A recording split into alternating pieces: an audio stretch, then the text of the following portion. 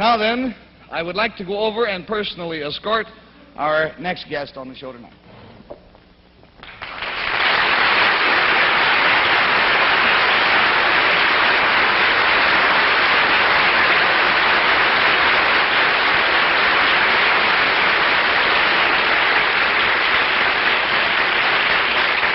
There you go.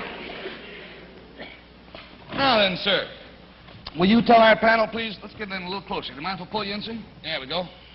Will you tell our panel, please, what your name is and where you're from?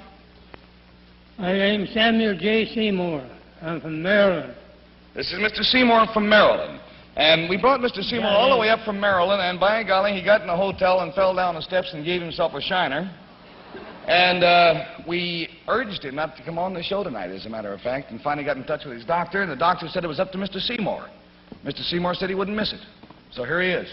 I'm feeling apparently pretty well.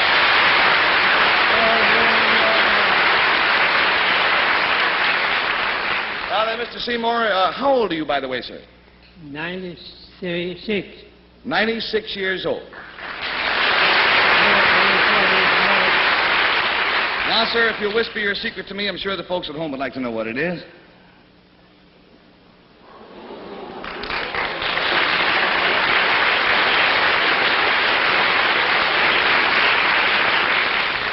Well, now, to help classify his secret, I will tell you it concerns something that he witnessed. And Bill Cullen, we'll start with you. Something that he saw, something he saw happen. This thing that Mr. Seymour saw, does it have historical significance?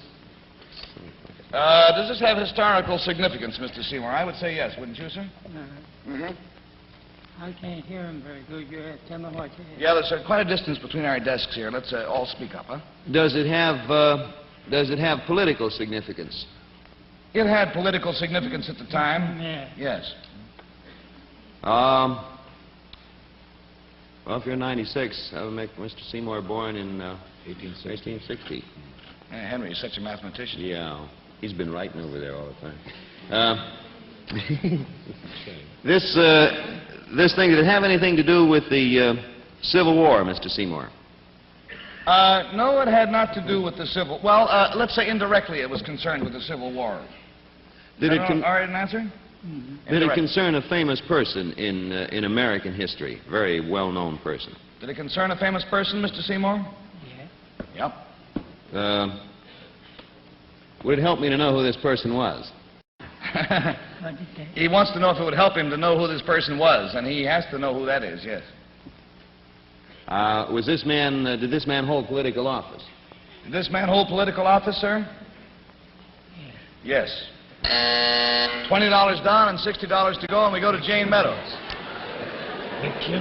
Mr. Seymour. Henry is being his usual helpful self by whispering to Jane, McKinley. And I'm not listening. Mr. Seymour, would this person have ever been President of the United States? Was he ever president, this man? Oh, I think it was once. Would He it was. have been Abraham Lincoln? It was Abraham Lincoln, yes. You witnessed something to do with Abraham Lincoln. Was this a pleasant thing? Was it a pleasant thing you saw, sir? Not very pleasant, I don't think. I was No. scared to death over it. He said, no, he was scared to death. Would it have had anything to do with the President Lincoln's death, by any chance? Unfortunately, yes. Did Mr. Seymour witness the shooting of President Lincoln?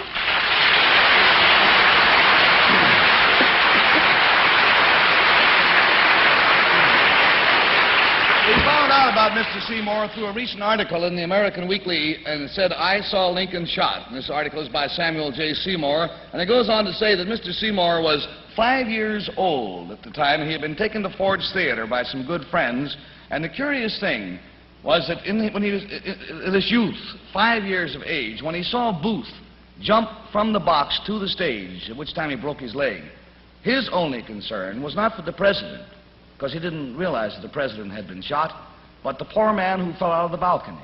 And that's all of his memory is of going to the theater and seeing a man fall out of the balcony. Sir, it's been a great joy and you might say an honor to have you are, by the way, the only living witness of that tragic event. And we are certainly going to forfeit the complete $80 to you just for your courage in coming here to see us tonight. Oh. And I I told him before the show, I said, I'm going to give you a carton of Winston's, and Mr. Seymour said, I don't smoke cigarettes. So he smokes a pipe. So we have crossed the bounds tonight, and we're giving him a can of Prince Albert pipe tobacco instead. Okay?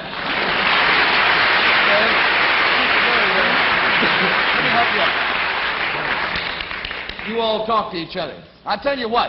It's time, anyhow, to take in our Winston movie for tonight. It's got a corny plot, I warn you, but there is a certain freshness and good taste with all.